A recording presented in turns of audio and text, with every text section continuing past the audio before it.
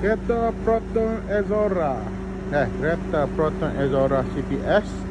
Tak kira lah CPS, Bull, turbo apa semua, CFE ke. Okey, kalau ada masalah bunyi gen ni, dengar. Okey, sekali lagi, masalah bunyi gen ni.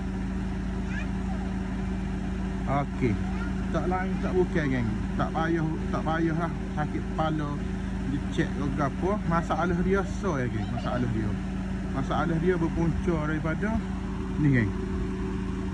Masalah dia berpunca daripada fuel pump geng. Fuel pump. Okey, fuel pump ni dia tanda-tanda dia nak rosak, dia akan keluarkan bunyi seperti tadi geng. Bunyi tu menandakan fuel pump kita ni nak kong. Bila-bila masa dia boleh kong. Okey, fuel pump kong ni memang kereta breakdown, tak boleh hidup lah. Kereta ada kering saja masa kita start, jadi tak hidup.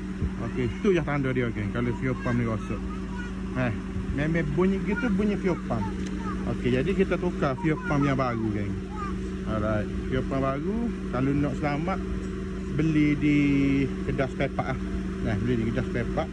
Sebabnya kalau kita beli di Shopee, kalau fuel pump ni jadi masalah, kita akan mengambil masa yang lama, merugikan masa kita geng.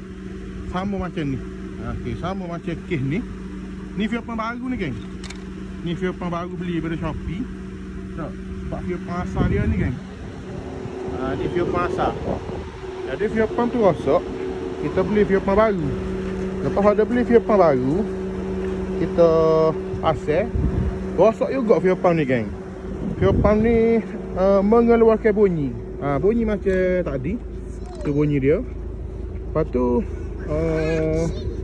kat ejah tadi kita tukar hak baru. Kita tukar fuel pump lain, beli di hardware. Jadi hak ni kita kena return balik lah. Kena return balik pada seller Shopee. Baiklah geng, semoga bermanfaat pada semua pengguna-pengguna Exora. Okey, macam ni Exora CPS dah. Exora lain pun sama, Exora CFE ke, turbo ke, bull ke, semua sama je geng simptom dia. Okey geng, beres geng. Okey, jangan pening-pening kepala kalau ada masalah gen ni. Tengok je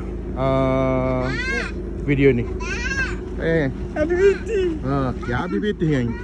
ABBT kita beli dari Shopee dalam 100 lebih sikit lah. 119 ya, 110 ya tu boleh. Di hardware dekat-dekat 200 ya lah. Kalau nak original dia lagi mahal geng. Tapi orang ni pun boleh guna dah. Okey. Geng, semoga bermanfaat kepada semua pengguna-pengguna Exora geng. Lucu geng.